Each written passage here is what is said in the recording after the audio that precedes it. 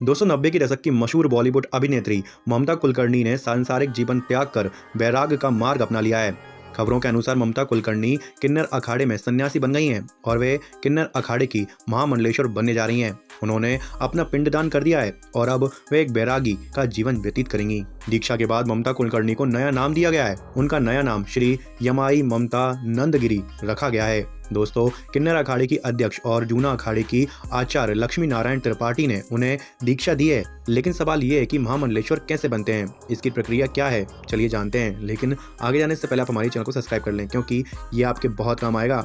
दोस्तों महामंडलेश्वर की दीक्षा एक कठिन प्रक्रिया है जिसमें तपस्या और समय लगता है। इसकी प्रक्रिया इस प्रकार है।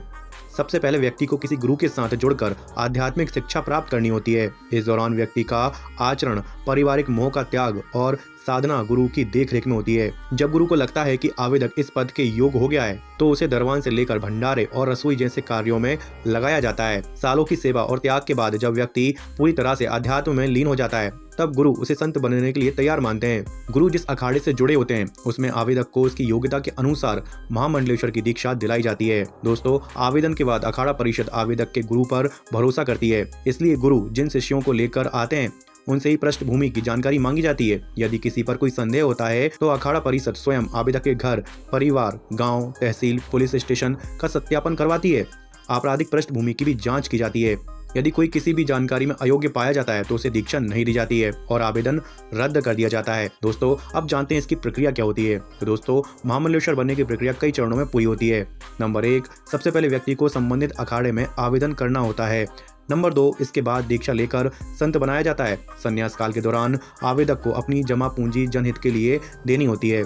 नंबर 3, नदी के किनारे मुंडन या स्नान करना होता है। नंबर 4, परिवार और स्वयं का दर्पण कराया जाता है। पत्नी बच्चों समेत परिवार का पिंडदान करके संन्यास परंपरा के अनुसार विजय हवन संस्कार किया जाता है। नंबर 5, गुरु दीक्षा दी जाती है और आवेदक की चोटी काट दी जाती है।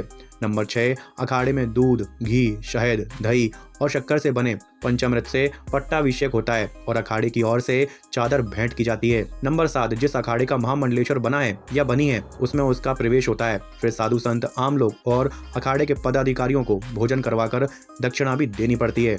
और नंबर 8, स्वयं का आश्रम, संस्कृत विद्यालय की स्थापना करना और ब्राह्मणों को निःशुल्क वेद शिक्षा देना भी दायित्व में शामिल है। दोस्तों इस प्रकार महामंडलेश्वर की पदवी प्राप्त करना एक लंबी और कठिन प्रक्रिया है जिसमें त्याग, तपस्या और समर्पण की आवश्यकता होती है। वैसे दोस्तों आपको ये जानकारी कैसी लगी कमेंट बॉक्स में जरूर बताएं। मिलते हैं किसी नेक्स्ट वीडियो में।